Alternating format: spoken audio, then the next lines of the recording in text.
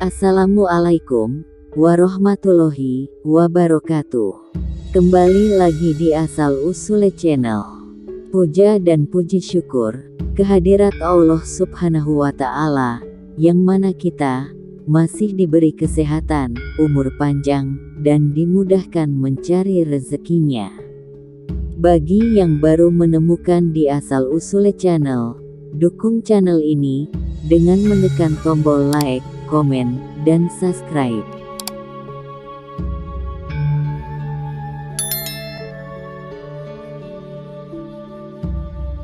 Sahabat yang saya muliakan, pada kesempatan ini, admin akan membahas tentang ramalan Jayabaya mengenai sosok Ratu Adil dan Satrio Piningit. Semoga ulasan ini dapat memberikan informasi bagi admin dan sahabat semua. Sahabat yang saya muliakan, bagaimana mula dari cerita mengenai Satrio Piningit itu sebenarnya? Mengapa banyak orang yang percaya terhadap kemunculan Satrio Piningit tersebut, sementara hingga saat ini belum ada yang dapat menunjukkan keberadaan sosok Satrio Piningit secara nyata, kecuali berdasarkan hasil penerawangan atau sebatas khayalan dari orang-orang pintar yang belum bisa dibuktikan secara kasat mata. Namun, semua itu tidak mengurangi tingkat kepercayaan masyarakat perihal kehadiran sosok Satrio Piningit tersebut. Sahabat, mari kita lihat kembali sejarah tentang asal-muasal lahirnya istilah Satrio Piningit tersebut. Jayabaya Raja Kerajaan Kediri tahun 1135 sampai tahun 1157 bergelar Sri Maharaja Sri Wameswara Madusudana Watarandita Parakrama Dikjoyo Tunggadewama Jayabalancana ini dikenal sebagai pemimpin yang adil dan visioner pada masanya. Sosok Jayabaya cukup terkenal akan Jayabaya hadir pada masa-masa sulit hingga akhirnya dapat membawa kerajaan Kediri menuju masa kejayaan. Jayabaya juga berjasa dalam penyatuan kembali kerajaan yang sebelumnya pecah di masa kepemimpinan Raja Airlangga. Karena jasanya tersebut, dia mendapat sebutan sebagai Sang Ratu Adil dan Satria Piningit. Namun, apa sebenarnya maksud dari dua sebutan tersebut? Melansir Solo Pos, Jumat tanggal 10 Desember tahun 2021, dikutip dari karya ilmiah dan literasi Universitas Hindu Indonesia (UNHI) Bali yang berjudul Ratu Adil Satria Piningit dan Zaman Edan.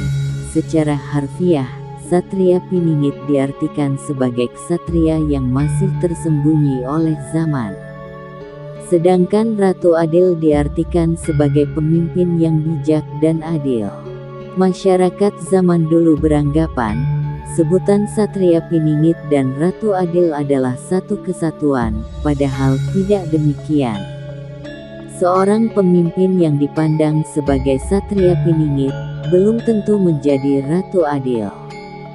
Sebab, untuk menjadi Ratu Adil, harus bersikap adil dan peduli kepada seluruh rakyat yang dipimpinnya, tidak hanya mementingkan diri sendiri atau kelompok dan golongan yang mendukungnya. Anggapan makna gelar yang sama antara Satria Piningit dan Ratu Adil muncul dari istilah Jawa yang berbunyi Satria Piningit Sinisian Wahyu Ratu Adil yang menjadi pedoman dalam mencerminkan karakter seorang pemimpin. Dari ciri, sifat, dan karakter yang disebutkan lebih merujuk kepada model kepemimpinan dari suatu negara yang pemimpinnya mampu menegakkan keadilan. Merujuk pada kitab Musarar dari Sunan Giri Prapen, yang berisi ramalan-ramalan Jayabaya, juga menunjukkan konsep ketatanegaraan yang apabila diterapkan mampu menghasilkan masyarakat adil dan makmur, sebagai penggambaran Ratu Adil. Demikian juga dalam penggambaran Satria Piningit, Satria Penolong yang tersembunyi, ditandai dengan munculnya Ratu Adil. Dalam kitab tersebut, terdapat bait yang berbunyi, Prabu Tusing Waliullah, kadatone pan kekaling Mekah ingkah satunggal, tanah Jawi kang sawiji, prenahe iku kaki, perak lan gunung perahu, sakulone tempuran, balane samya jelih asih, ia iku ratu rinenggeng sajagat.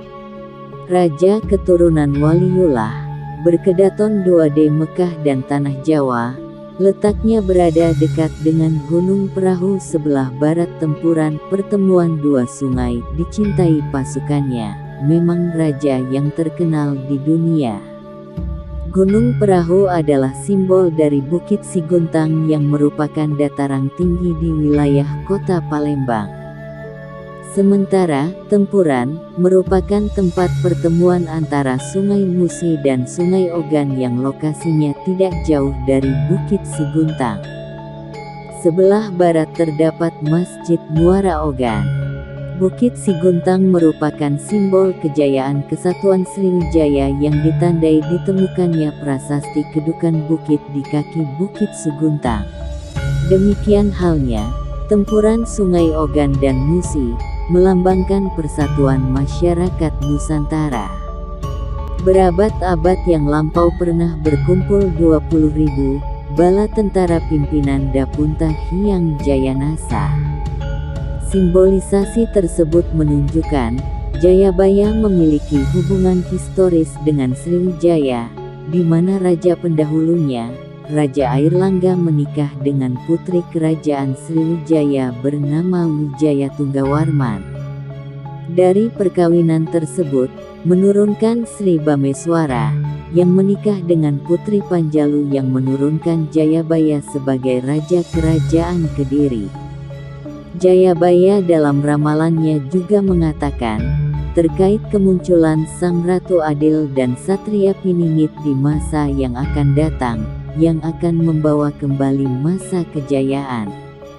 Ramalan Jayabaya tentang kemunculan Sang Ratu Adil, tertulis Sang Ratu Adil di masa yang akan datang adalah orang Jawa dari keturunan kerajaan Majapahit yang akan muncul saat kendaraan besi dapat berjalan tanpa kuda, dan kapal dapat menjelajah langit dan angkasa.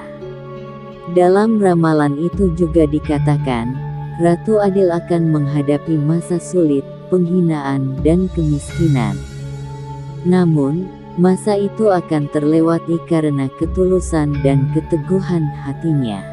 Masyarakat Jawa tradisional percaya, saat ini merupakan zaman edan atau era kegelapan, seperti yang diramalkan Jayabaya. Oleh karena itu, kedatangan Ratu Adil diprediksi sudah dekat dan akan membawa negeri ini menuju ke masa kejayaan baru.